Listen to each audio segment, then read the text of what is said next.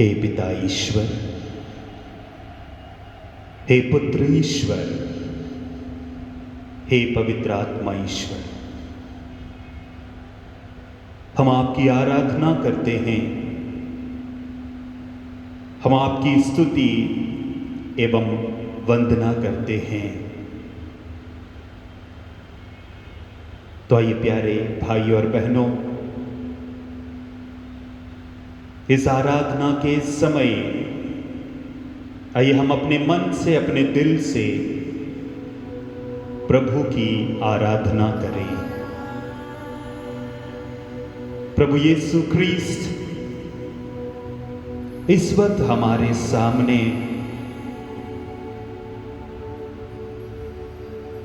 परम पावन रोटी के रूप में उपस्थित है। ये थोड़ी देर मौन होकर हम इस त्रिएक ईश्वर की आराधना करें।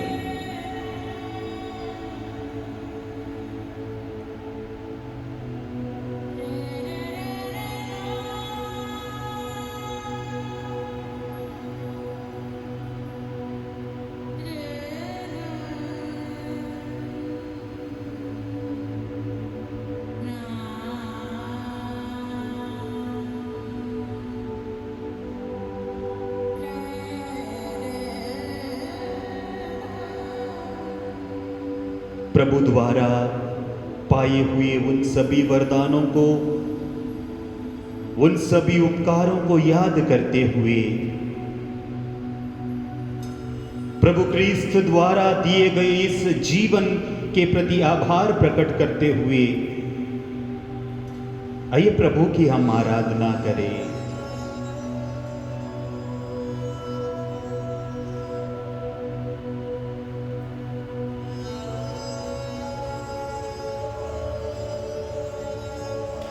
दिन प्रतिदिन, पल प्रतिपल प्रभु हमारी रक्षा करता है, हमें संभालता है, हमें आगे बढ़ाता है। जब हम गिर जाते हैं हमें उठने की ताकत देता है, जब हम हार जाते हैं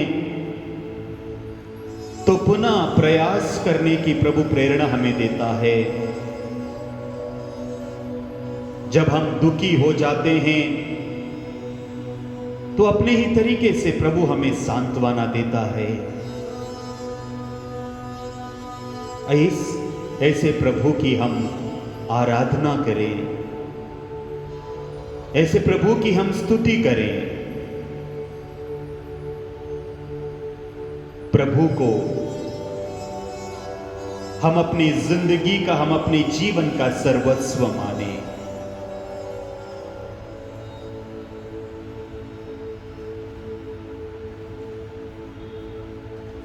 जिस प्रकार प्रभु यीशु दयालु है,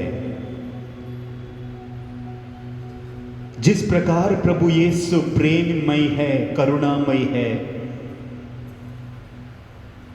प्रभु हम में से हर एक से यही चाहते हैं कि आप और मैं भी प्रभु के समान दयालु बने, कृतज्ञ बने और विशेष रूप से प्रभु द्वारा पाए हुए सभी वरदानों के प्रति प्रभु को धन्यवाद दें।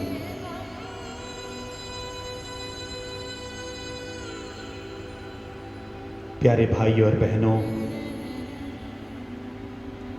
इस सैक्रमेंट में उपस्थित प्रभु को देखें, अपनी आंतरिक आंखों से यानी कि आध्यात्मिक आंखों से प्रभु को देखने की कोशिश करें। प्रभु सचमुच में इस वक्त हमारे बीच में उपस्थित है। ना सिर्फ वो उपस्थित है बल्कि हमारी हर एक प्रार्थना को, हमारी हर एक आराधना को वो स्वीकार करता है, जिसे हम इस वक्त प्रभु के लिए प्रेम भरी दृष्टि से चढ़ाते हैं।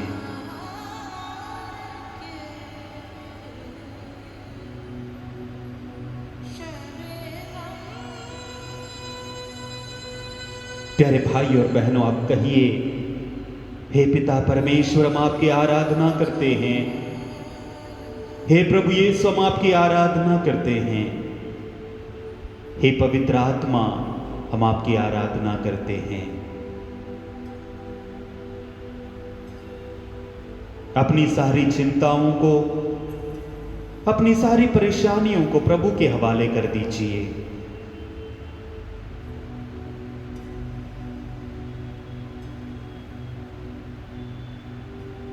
जीवन की हर एक तकलीफ को, मुसीबत को, थकावट को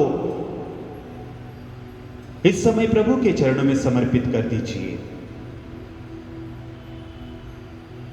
और याद करिए प्यारे भाई और बहनों, लगभग 1 महीने पहले जब हर कोई कोरोना महामारी से डरे हुए थे, जहां तहां हमें मृत्यु की खबर मिल रही थी, लेकिन हम इतने डरे हुए थे और हमने प्रार्थना किया और प्रभु ने आज तक, इस वक्त तक हमें जिंदा रखा है।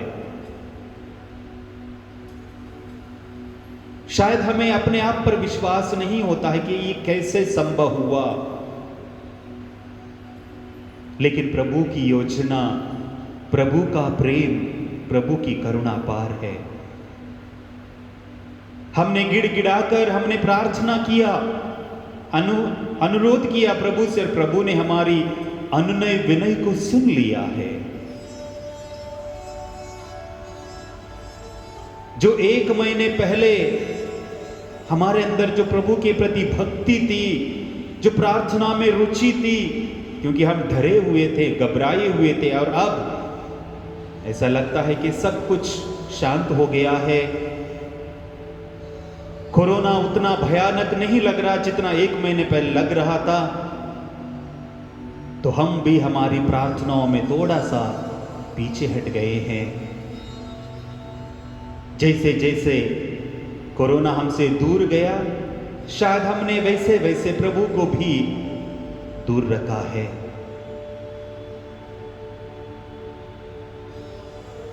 लेकिन हम जैसे सोचते हैं वैसा प्रभु नहीं सोचता। हम जैसे प्रभु के प्रति व्यवहार करते हैं, प्रभु वैसे हमारे प्रति व्यवहार नहीं करता प्यारे भाई और बहनों। वो हमारी हर एक कमजोरी को वो जानता है। लेकिन जब हम पाप में गिर जाते हैं, जब हम प्रलोभन में गिर जाते हैं, तब हम कहते हैं कि हम तो सिर्फ मनुष्य मात्र हैं, इसलिए हम प्रलोभन में गिर जाते हैं, पाप में गिर जाते हैं। लेकिन प्यारे भाई और बहनों, कुरिन्थियों के नाम लिखे पहले पत्र अध्याय 10 और पद संख्या 13 में हम पढ़ते हैं। अध्याय 10 पद संख्या 13 में हम पढ़ते हैं, आप लोगों को अब तक ऐसे प्रलोभन नहीं दिया गया है जो मनुष्य की शक्ति से परे हों। ईश्वर सत्य प्रतिज्ञ है, वह आपको ऐसे प्रलोभन में पड़ने नहीं देगा जो आपकी शक्ति से परे हो। वह प्रलोभन के समय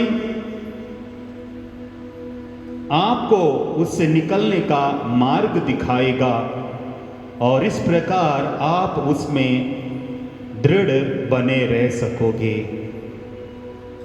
जी हाँ मेरे प्यारे भाई और बहनों, शायद हम हमारे जीवन में आने वाले कई प्रलोभन को दोषी ठहराते हैं।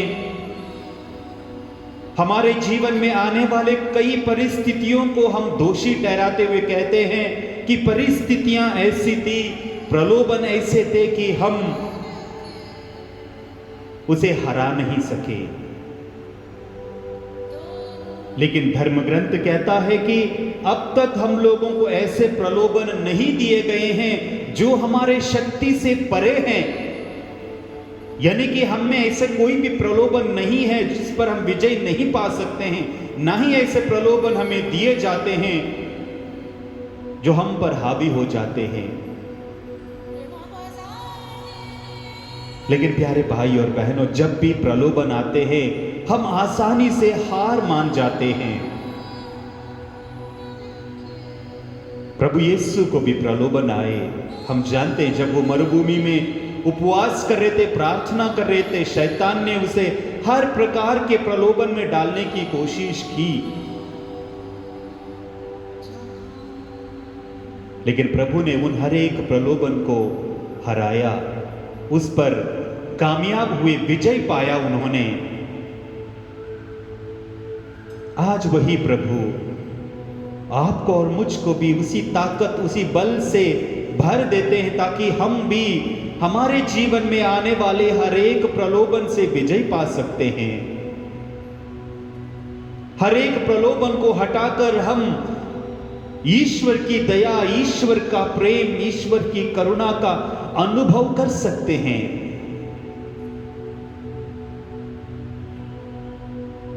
लेकिन जब हमारी जरूरतें पूरी हो जाती हैं, जब हमारा मकसद पूरा हो जाता है, तब हम प्रभु को भी दूर रखते हैं। आइए प्यारे भाई और बहनों, उन सभी क्षणों के लिए, उन सभी बातों के लिए हम प्रभु से माफी मांगे। प्रभु से कहें कि हमने कई बार बार अपने स्वार्थ के कारण जीवन जिया है। हमने हमारे स्वार्थ के कारण प्रभु आपको पुकारा है, आपकी संगति चाही है हमने, प्रभु हमें माफ कर दे। हमने कई बार प्रभु आपको सिर्फ अपने मकसद के लिए, अपने फायदे के लिए पुकारा है। प्रभु से माफी मांगे उन सभी बातों के लिए जब हमने प्रभु के प्रेम को अस्वीकार किया, प्रभु के वचनों को अस्वीकार किया, प्रभु की उपस्थिति को अनदेखा किया है हमने। उन सभी बातों के लिए प्रभु से दया याचना करें, माफी मांगे, प्रभु से कहें, हे प्रभु हमें माफ कर।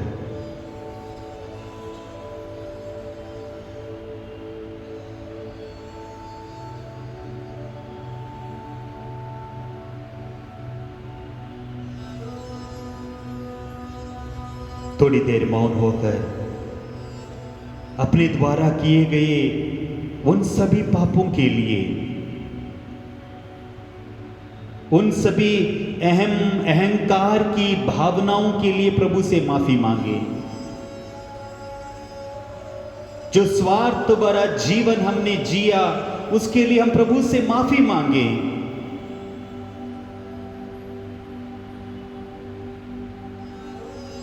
प्रभु हमें माफ करता है यदि हम सच्चे दिल से पछताते हैं, सच्चे दिल से माफी मांगते हैं।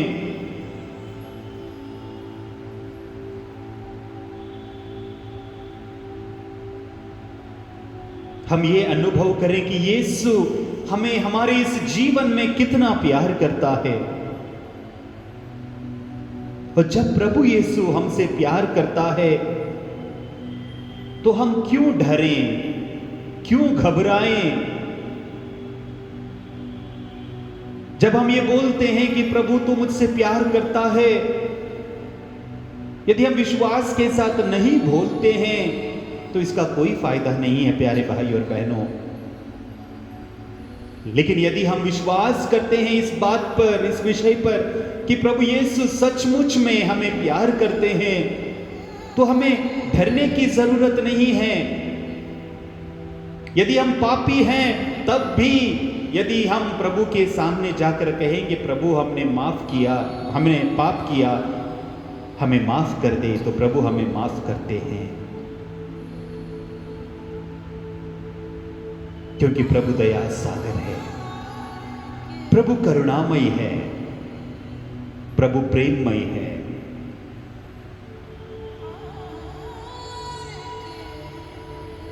आइए उस प्रभु के प्रेम को इस गीत के द्वारा हम अनुभव करें कि यीशु हमें जीवन में कितना प्यार करता है। और यदि आज आप और मैं जीवित हूं, जिंदा हूं, तो ये प्रभु का ही प्रेम है प्यारे भाई और बहनों, कि जिसके कारण आप और मैं इस वक्त यहां पर प्रभु के सामने हैं, प्रभु की स्तुति कर रहे हैं, प्रभु की आराधना कर रहे हैं, क्योंकि प्रभु ने यह हमें अवसर दिया है, प्रभु ने हमें जीवन दिया है, प्रभु ने हमें इस कोरोना महामारी से अब तक बचा कर रखा है, संभाल कर रखा है। इस कोरोना महामारी ने हमारा कुछ नहीं बिगाड़ा है अब तक, क्योंकि प्रभु हमसे प्यार करते हैं। आइए फिर एक बार आज पुनः नए तरीके से हम अपने जीवन को प्रभु के हाथों में समर्पित करें प्यारे भाई और बहनों। मनुष्य होने के नाते जो गलती हमसे हुई है उन सभी के लिए प्रभु से माफी मांगे। हम ये ना सोचे कि हम कितने प्रभु से दूर गए हैं, लेकिन ये सोचे कि क्या मैं अभी प्रभु की ओर मुड़ सकता हूं। हम काफी दूर गए हैं, इसमें कोई संदेह नहीं है, लेकिन क्या वहां से मुड़कर प्रभु की ओर जाने का रास्ता हमने लिया है, तो हमें सांत्वना मिलेगी। यदि प्रभु की ओर जाने का रास्ता हमने अपनाया है तो हमें मुक्ति मिलेगी, चंगाई मिलेगी। नहीं तो हम अपने ही द्वारा पकड़े रास्ते, जो बर्बादी का रास्ता है, उसी पर भटकते फिरते रहेंगे। लेकिन प्रभु ऐसा नहीं होने देता है, हमें वो वापस बुलाता है और एक मौका देता है, दिन प्रतिदिन हमें मौका देता है। आइए प्रभु के इस प्रेम को पहचानते हुए इस गीत के द्वारा आइए हम प्रभु की स्तुति करें।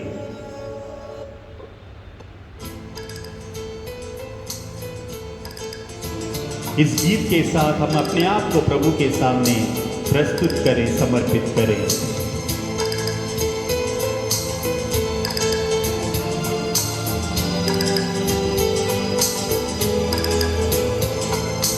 यीशु तुम्हें जीवन में शांति देता है।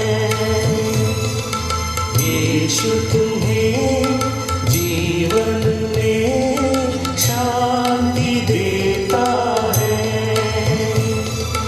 फिर तुम क्यों जीवन में अशांत रहते हो?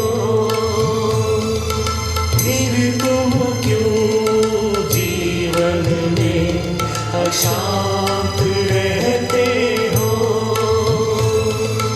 यीशु तुम्हें जीवन में शांति देता है। सचमुच में प्रभु हमें हमारे जीवन में शांति देता है। जब भी हम डर जाते हैं, घबराए हुए रहते हैं, अशांत रहते हैं, प्रभु यीशु हमें शांति देता है। जीवन के अंधियारे में ज्योति देता है। जीवन के अंधियारे में ज्योति देता है। फिर तुम क्यों जीवन में अशांत रहते हो? फिर तुम क्यों जीवन में अशांत रहते हो? यीशु तुम्हें जीवन में शांति देता है। जब भी हम अशांत होते हैं, जब भी हमारे जीवन में अंधकार छा जाता है, तो प्रभु यीशु जीवन की ज्योति बनकर हमारे जीवन में आते हैं, जीवन की ज्योति बनकर हमें राह दिखाते हैं। जीवन की निराशा में आशा देता है। जीवन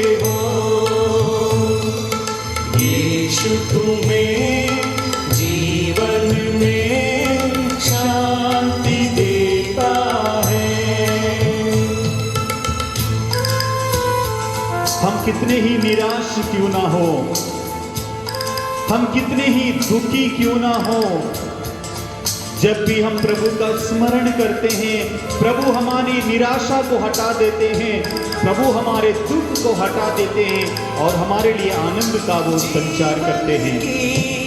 राह में क्यों भटकते हो,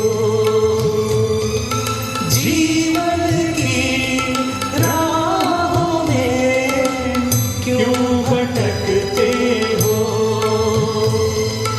फिर तुम क्यों जीवन में अशांत रहते हो,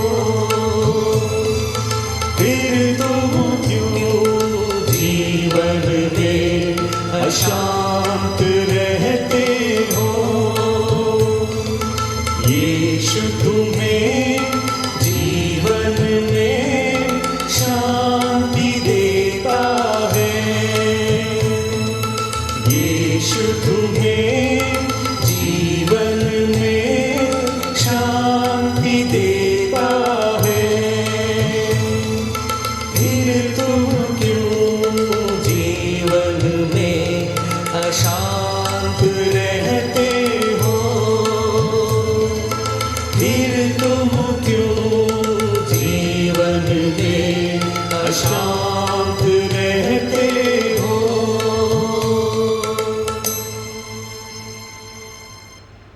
प्यारे भाई और बहनों,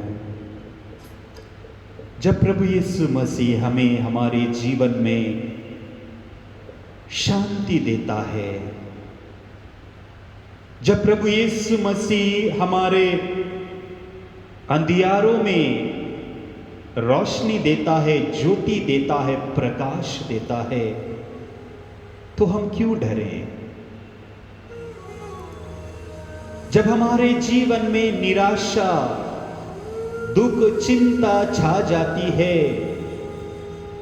तो हम क्यों डरें? जब प्रभु यीशु हमारे साथ है, यदि हम अपने जीवन के मार्ग से भटक भी जाते हैं,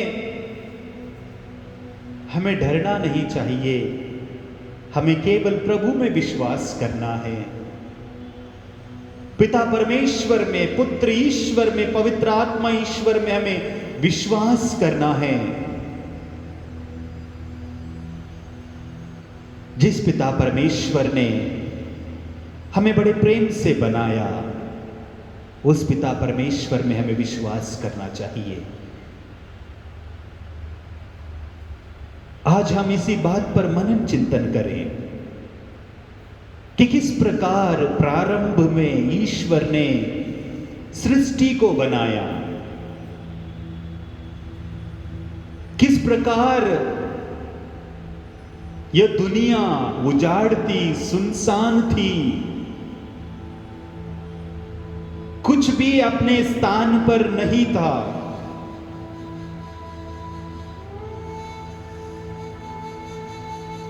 प्रभु ईश्वर ने, पिता ईश्वर ने प्रारंभ में, उत्पत्ति ग्रंथ अध्याय 1 पद संख्या 1 में हम पढ़ते हैं, प्रारंभ में ईश्वर ने स्वर्ग और पृथ्वी की सृष्टि की। जिस ईश्वर ने स्वर्ग और पृथ्वी की सृष्टि की, उसी ईश्वर ने आपको और मुझे भी बनाया। तो आइए प्यारे भाई और बहनों, आज इसी वाक्य पर हम मनन चिंतन करें। सृष्टि के आरंभ में ईश्वर ने स्वर्ग और पृथ्वी को बनाया, और इस अध्याय को जब हम पढ़ेंगे तब हमें पता चलता है कि क्यों बनाया। पिता ईश्वर ने स्वर्ग और पृथ्वी को, पूरी सृष्टि को बनाया, क्यों?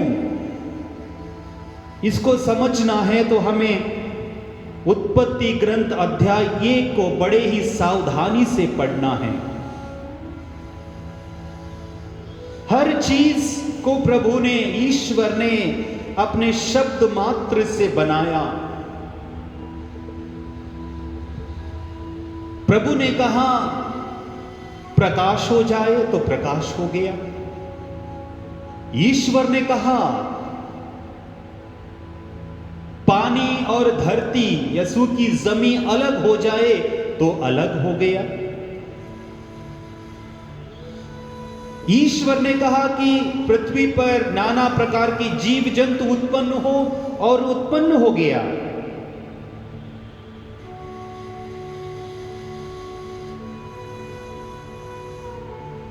प्रभु ने समुद्र को बनाया, आकाश को बनाया, आकाश में तारा मंडल को, सूरज चंद्रमा को,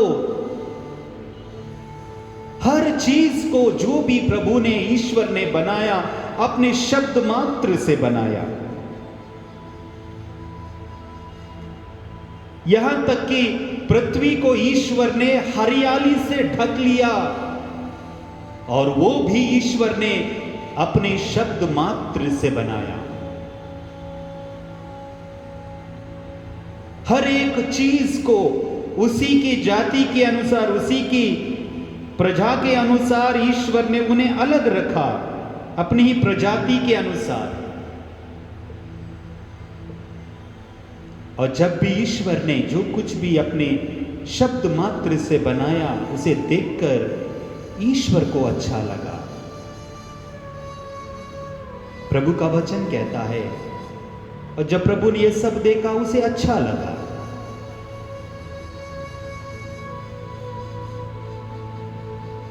लेकिन जब प्रभु ने यह सब देखा कि मैंने सब कुछ बनाया है, और अंत में प्रभु ने मनुष्य को बनाया,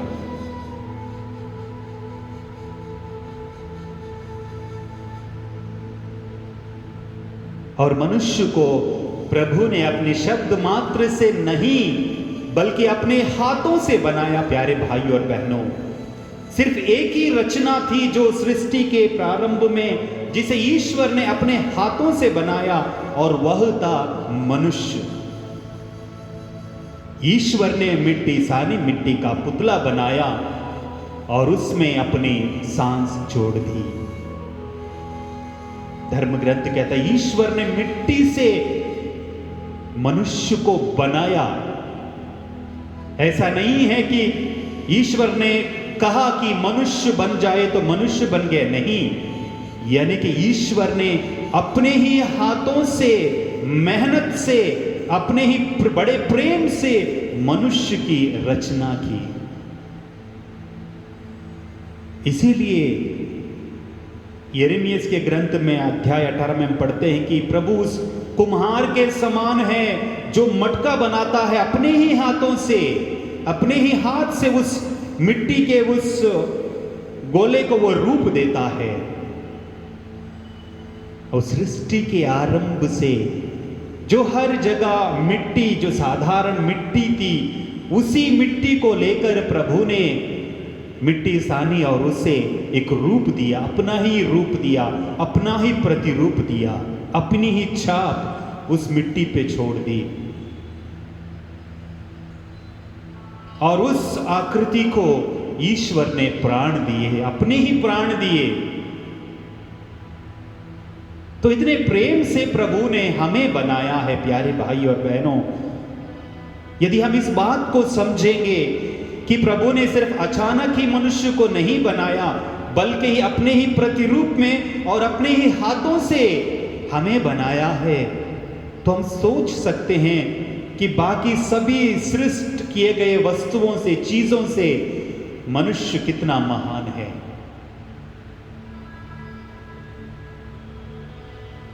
यदि हमें इस बात को समझना है तो आज के इस जो उत्पत्ति ग्रंथ अध्याय 1 पद संख्या 1 के पहले 4 शब्द ही काफी है हमारे लिए मनन चिंतन करने के लिए। और ये 4 शब्द है प्रारंभ में ईश्वर ने, प्रारंभ में ईश्वर ने, ये 4 शब्द। मनन चिंतन करने के लिए, जीवन पर्यंत मनन चिंतन करने के लिए काफी है प्यारे भाई और बहनों। रिक जॉयनर अपनी किताब अनशेकेबल फेथ यानी कि अटल विश्वास में इस बात का बहुत सुंदर रूप से वर्णन करते हैं और वो कहते हैं कि प्रारंभ को समझना ही हमारी समझ का प्रारंभ है। यानी कि सृष्टि के आरंभ को यदि हम समझेंगे तो हम अपने ही व्यक्तित्व को समझ जाएंगे।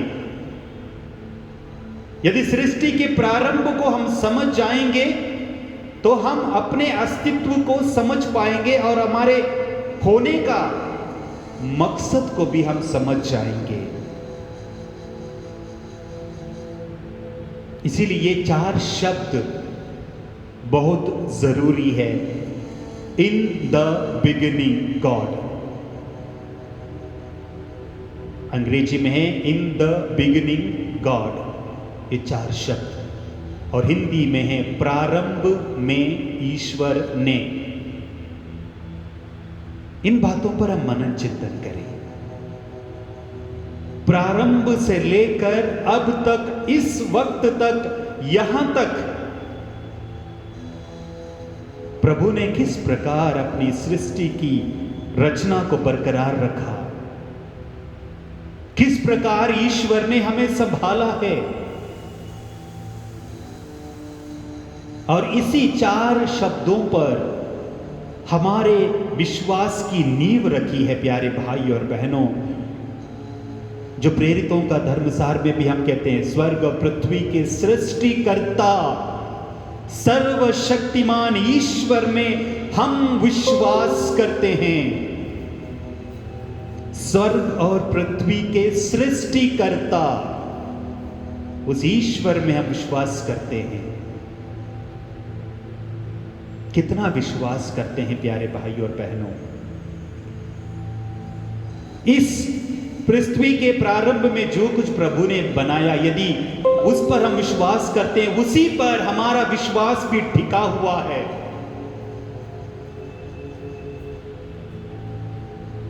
जब लोग अपने घर, मकान या इमारत बनाने के लिए का फाउंडेशन डालते हैं,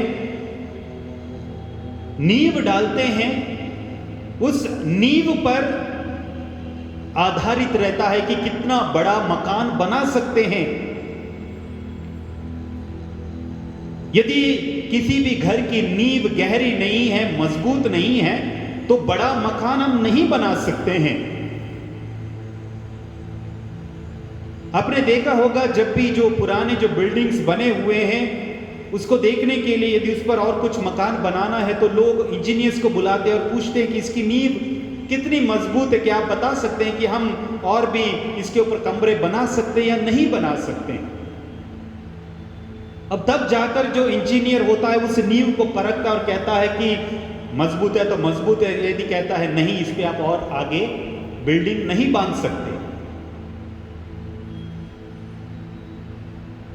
और जब भी लोग फाउंडेशन डालते हैं, अक्सर लोग बहुत मजबूत डालते हैं ताकि सोचते हैं कि आगे चलकर जरूरत पड़ेगी तो हम ऊपर और भी मकान बना सकते हैं, घर बना सकते हैं, कमरे बना सकते हैं। इसलिए सोचते हैं, आगे की सोच कर नींव को बहुत मजबूती से बनाते हैं, फाउंडेशन बहुत मजबूत डालते हैं।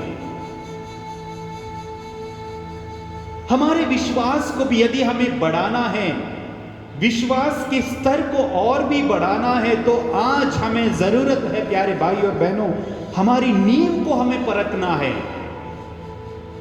हमें कोई इंजीनियर को बुलाने की जरूरत नहीं कि हमारे विश्वास की नींव को परखने के लिए। आज हमें धर्म ग्रंथ लेकर पढ़ना है, उस पर मनन चिंतन करना है, आराधना में, प्रार्थना में समय बिताना है। अब तब जाकर हमें पता चलेगा कि हमारा विश्वास में या विश्वास रूपी उस कितनी गहरी नींव है। जो हम अभी भी गर्व करते, घमंड करते हैं कि हम ईसाई हैं, हम ख्रिस्ती हैं, हम विश्वासी हैं, आज हमें जरूरत है हमारे विश्वास की नींव को परखने की। क्या मेरा विश्वास सिर्फ इतना ही है, जब भी दुख आते हैं, संकट आते हैं, तभी मैं अपने विश्वास को प्रकट करता हूं, या दिन प्रतिदिन, पल प्रति पल मैं अपने विश्वास को प्रकट करता हूं? प्यारे भाई और बहनों, आज जरूरत है आपको और मुझे अपनी नींव को जानने का, अपने फाउंडेशन को। कितना गहरा विश्वास मुझे मिला है, कितना गहरा विश्वास की मजबूती को मैंने बनाया है। इसलिए प्रभु कहते हैं, जो मेरा ये वचन सुनता है और उस पर चलता है, उस पर मनन चिंतन करता है, वो उस मनुष्य के सदृश है जिसने अपना घर बांधने के लिए गहरी नींव डाली है, जिसने पत्थर पर अपनी नींव डाली है। प्रभु कहते हैं, पानी बरसा, हवा चली, आंधियां चली, उस घर से टकराई, लेकिन वो घर नहीं डहा, क्योंकि उसकी नींव चट्टान पर डाली गई। और आगे प्रभु कहते हैं, जो मेरी ये बातें सुनता है और उस पर नहीं चलता है, वो उस मनुष्य के सदृश है जिसने बालू पर अपना घर बनाया। पानी बरसा, नदियों में बाढ़ आई और उस घर से टकराई और उस घर का सर्वनाश हो गया। प्यारे भाई और बहनों, जब हम एक घर बांधने के लिए, जो सिर्फ कुछ पल के लिए, कुछ समय के लिए मात्र है, जो घर हम बड़ी सावधानी से बांधते हैं, मजबूती से बांधते हैं, हमारे मरने के बाद हम उसे नहीं ले जाते हैं, वो यहीं पर रह जाता है। लेकिन जिसे हमें साथ में ले जाना है, उसके बारे में हम अधिक मनन चिंतन करते ही नहीं हैं। हम सोचते हैं हमारे शरीर की सुरक्षा बारे में, हमारे शरीर को सुरक्षित रखने के लिए हम घर के नींव को बहुत ही मजबूत बनाते हैं, लेकिन हमारी आत्मा को सुरक्षित रखने के लिए हमारे विश्वास रूपी नींव को हमने कितना मजबूत बनाया है। प्यारे भाई और बहनों, हमें ये बात भूलनी नहीं चाहिए कि ईश्वर ने मिट्टी से मनुष्य को बनाया था, और जब इंसान मर जाता है तो उसी मिट्टी में वो लौट जाता है। मिट्टी से बना हुआ इंसान मिट्टी में लौट जाता है।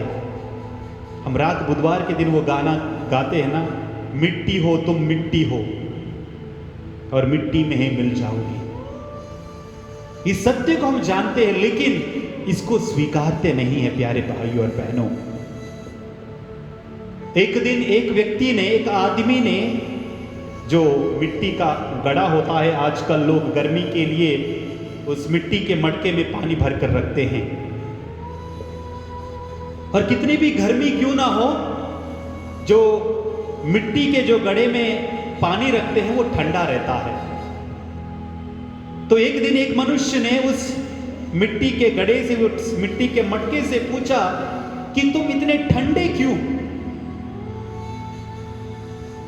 तो बड़े ही स्वभाव से, नम्र स्वभाव से उस मिट्टी के गड़े ने या मिट्टी के मटके ने जवाब दिया, मैं मिट्टी से बनाया हुआ हूं और मिट्टी में ही वापस जाऊंगा। ये जो 4 दिन का मुझे जीवन मिला है, इसमें मैं गर्म होके क्या करूं?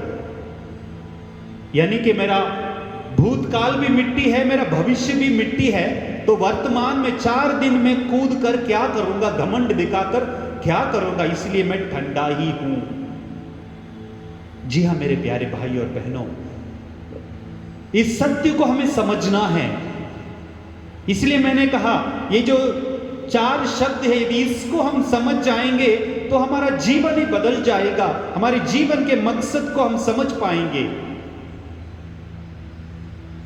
जब इंसान के पास 4 पैसे ज्यादा आ जाते हैं, सोचता है मैं बड़ा इंसान बन गया हूं।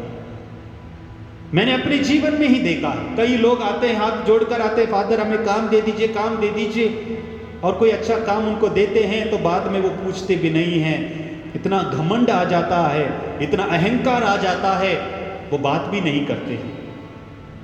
ये जो 4 दिन की जिंदगी है, आप लोगों ने देखा होगा, ये जो पॉपकॉर्न फ्राई करते हैं लोग, जो कढ़ाई में बालू लेते हैं और उस बालू को वो गर्म करते हैं और उसमें वो भुट्टे यानी कि वो पॉपकॉर्न्स के बीज डालते हैं, मक्का के बीज डालते हैं, और जैसे ही बीज डालते हैं उस कढ़ाई में तो वो कूदने लगता है, फटता है और कूदता है, और कूदने के बाद क्या होता है, वो उसी कढ़ाई में गिरता है और कहीं नहीं गिरता। हमारी हालत भी वही है। चंद रुपया, पैसा या कुछ जायदाद, कुछ सफलता मिलने पर हम कूदने लगते हैं, लेकिन हम ये नहीं जानते कि हमें गिरना तो वही है। कितना भी घमंड क्यों ना करें, कितना भी अहंकार क्यों ना दिखाएं, कितना ही दौलत का घमंड क्यों ना दिखाएं, प्यारे भाई और बहनों, जाना तो सबको कब्रिस्तान में ही है। चाहे कितना ही मजबूत घर हम क्यों ना बांधें, कितना ही खर्च हम अपने घर के लिए क्यों ना करें, अंत में मरने के बाद सोना उस ताबूत में ही है। उसी लकड़ी की बनी हुई उस गलने वाली लकड़ी में ही हम सभी को विश्राम करना है। प्यारे भाई और बहनों, हमारे अस्तित्व को हमें समझना है, हमें पहचानना है कि मैं क्या हूं। यदि हम इस बात को समझ पाएंगे तो शायद हम प्रभु में जुड़े रहेंगे, प्रभु के करीब जाएंगे। तो आइए आज के इस आराधना में हम प्रभु को धन्यवाद दें। पिता ईश्वर ने बड़े प्रेम से हमारी रचना की, सृष्टि की रचना की। बड़े प्रेम से अपने हाथों से प्रभु ने मुझे एक रूप दिया है, आपको एक रूप दिया है। इस रूप को समझें, हम हमारे जीवन के महत्व को हम समझें कि जिस मकसद के लिए प्रभु ने हमें बनाया है, क्या वो मकसद हमने हमारे जीवन में पूरा किया है। यदि नहीं किया है, आज फिर एक शुरुआत करने के लिए प्रभु हमें निमंत्रण देते हैं। तो आइए प्यारे भाई और बहनों, हमारे प्रारंभ को हम समझें, हमारी उत्पत्ति को हम समझें। जो मिट्टी से मैं बनाया गया हूं, मिट्टी में ही मुझे मिलना है, लेकिन मिट्टी में मिलने से पहले यदि मैं ईश्वर को प्रसन्न कर सकूं तो कितना अच्छा है।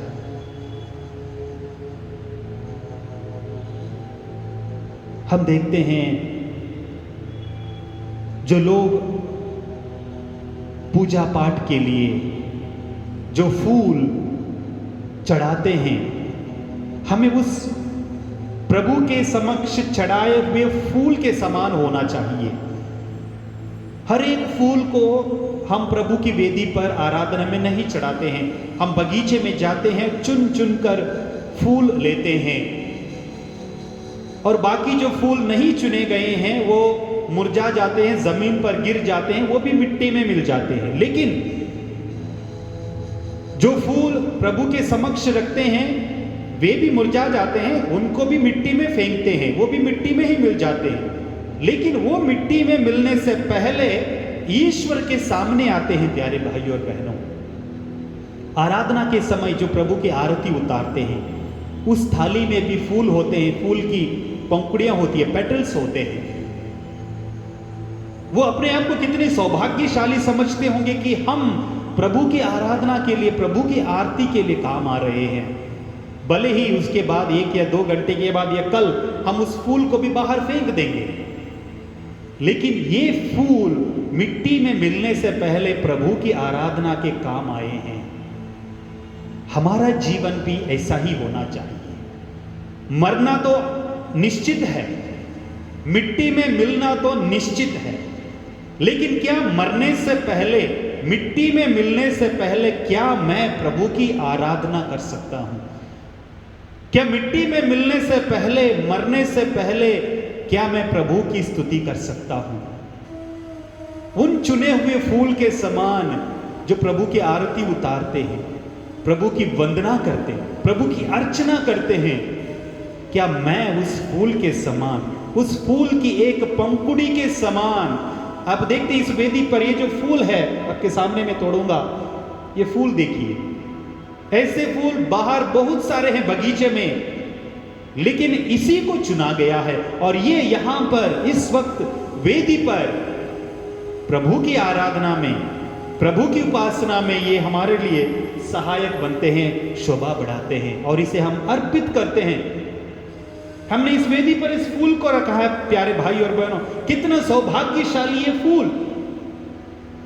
अब थोड़ी देर में 1 घंटे 2 घंटे में ये मुरझा जाएगा और जब हम इसको यहां से हटाएंगे, इसे हम बाहर फेंक देंगे, इसे कोई अलमारा में रखेंगे नहीं, हम इसे फ्रेम डाल के अंदर नहीं रखेंगे कि इसको ऑल्टर पे रखा था पवित्र फूल है, नहीं, इसे भी हम वहीं पे फेंक देंगे जहां पर अन्य फूल मिट्टी में गिरते हैं। लेकिन इस वक्त यहां पर ये फूल, सोचिए अपने आप को कितना सौभाग्यशाली समझता होगा कि मैं प्रभु की उपस्थिति में हूं।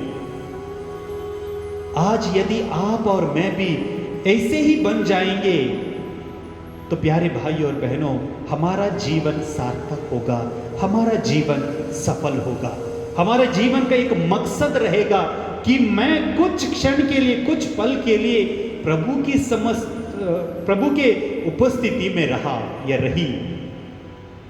मैंने अपने आप को प्रभु से जोड़ा है, प्रभु उस दाखलता से अपने आप को जोड़ लिया है मैंने। यदि थोड़े समय के लिए भी हम सोचें, हम और कहीं भी रह सकते थे इस वक्त, मैं भी और कहीं जा सकता था, आप भी जो अब इस वक्त देख रहे हैं, सुन रहे हैं, आप भी और कुछ देख सकते थे, सुन सकते थे। यदि आपने ये समय इस वक्त प्रभु के सामने दिया है तो ये सार्थक है, सफल है। यही गिना जाएगा, यही देखा जाएगा कि हमने कितना वक्त प्रभु की आराधना में बिताया है, प्रभु को पाने की इच्छा की है। प्यारे भाई और बहनों, हम भी उस मिट्टी के गड़े जैसे बने, ठंडे बने रहे, ठंडे यानी नम्र बने रहे, शांत बने रहे, घमंड ना दिखाएं। लोग बड़े बड़े फ्रिज लेकर आते, यदि बिजली नहीं है तो अपने आप कुछ काम नहीं करता, तुरंत उसके अंदर जो सामान रखा गया है खराब हो जाता है। लेकिन मिट्टी का गड़े के पानी देखिए, चाहे बिजली रहे या ना रहे, ठंडा रहता है, शांत रहता है, क्योंकि वो अपनी अस्तित्व को पहचानता है। हम भी अपने अस्तित्व को पहचाने, मैं भी मिट्टी हूं। हम ये अपने आप को याद दिलाएं, मैं मिट्टी हूं, मिट्टी में मिल जाऊंगा। और ये जो 4 दिन का जिंदगी है जो प्रभु ने मुझे दिया है, इसे घमंड करके क्या करूं मैं। हमें भी एक दूसरों के जीवन में शीतलता लानी है। जो मिट्टी के घड़े का पानी पीता है इतना शांत होता है, ऐसा लगता है कि वो पानी सिर्फ उसके पेट में नहीं बल्कि उसकी आत्मा में गया, ऐसे ठंडा महसूस होता है, अच्छा लगता है। उसी प्रकार यदि मेरे जीवन से, मेरे कार्यों से यदि किसी के जीवन में कोई ठंडक मैं दे सकता हूं तो वो पर्याप्त है प्यारे भाई और बहनों। आइए थोड़ी देर मौन होकर और साथ ही साथ इस गीत के द्वारा हम प्रभु की स्तुति करें, प्रभु की महिमा गाएं कि किस प्रकार प्रभु ने हमें रचा है, किस प्रकार प्रभु ने हमें बनाया है। अपने अस्तित्व को पहचाने। आज मेरे पास धन दौलत संपत्ति है, अच्छी बात है, इसे हम प्रभु की आशीष के रूप में लेंगे, स्वीकारेंगे, लेकिन घमंड ना करें प्यारे भाई और बहनों, इसे लेकर कोई भी नहीं जाएगा। हम जानते हैं इस कोरोना महामारी के समय इंसान को उसकी हकीकत को सामने रखा। इस कोरोना महामारी में कितने दौलतमंद लोग थे, अमीर लोग थे, लेकिन उसकी दौलत उनको बचा नहीं पाई। गरीब भी मरता है, अमीर भी मरता है, लेकिन मरने से पहले क्या हम ईश्वर के उस पूजा पाठ में, ईश्वर की आराधना में भाग ले सकते हैं? जैसे मैंने कहा, बहुत कॉस्टली, बहुत ही महंगे फूल बिकते हैं। लोग शादी में गिफ्ट देने के लिए, बर्थडेज में बुके देने के लिए बड़े बड़े महंगे महंगे फूल खरीद कर तोहफा देते हैं, और ऐसे फूल कोई नहीं गिफ्ट करता। तो साधारण फूल है, इसकी कीमत भी नहीं है बाजार में, लोग उसे राह चलते कुचल देते हैं ऐसे फूल को। लेकिन ये सिंपल साधारण फूल होते हुए भी ईश्वर की अर्चना, ईश्वर की आराधना के लिए काम आता है। तो हम ये ना सोचे हम अमीर या गरीब, पापी या संत, सब कोई ईश्वर के करीब जाएं और ईश्वर के दर्शन करें। अपने अपने जीवन से हम ईश्वर की आराधना करें। आइए इस गीत के माध्यम से हम प्रभु की वंदना करें।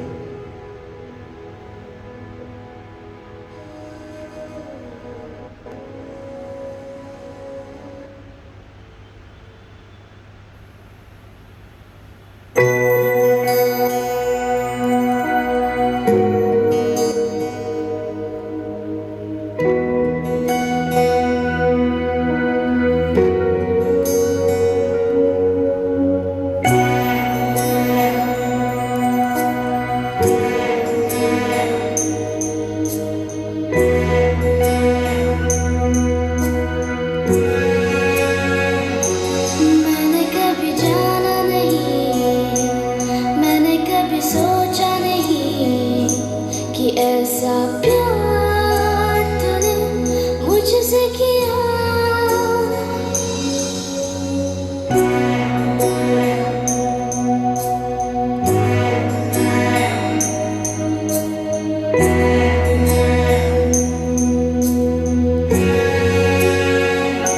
जमाना रुक जाएगा, वक्त भी थम जाएगा, पर तेरा प्यार है सदा मेरे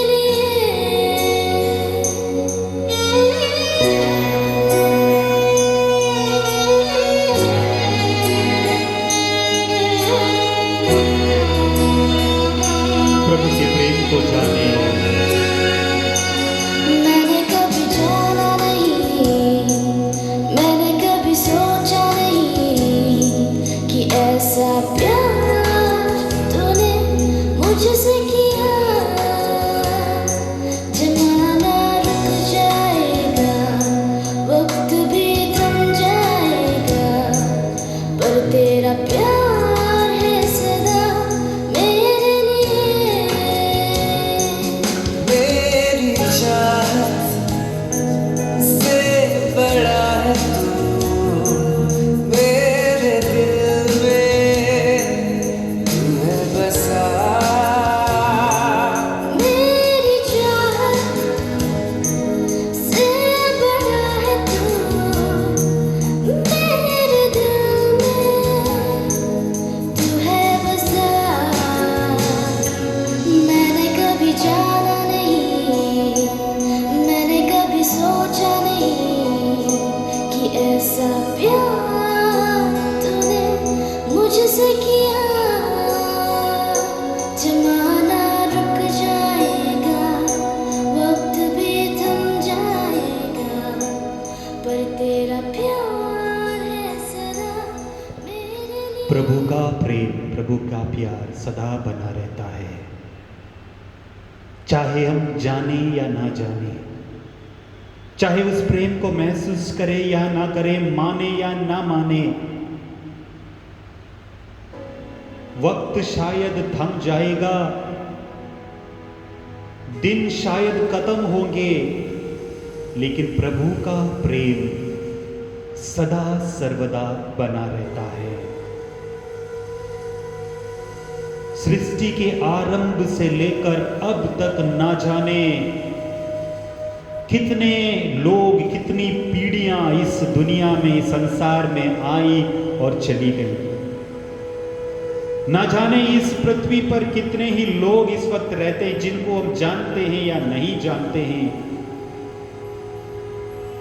लेकिन हर एक के लिए, हर एक इंसान के लिए प्रभु का प्रेम सदा बहता रहता है।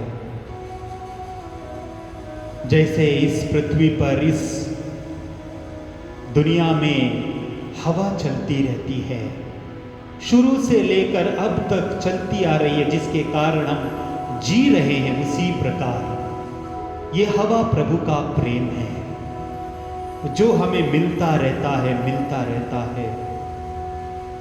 आइए प्यारे भाई और बहनों, इस आराधना के इस समय फिर एक बार हम अपने आप को पूर्ण रूप से प्रभु के हवाले कर दें, समर्पित कर दें।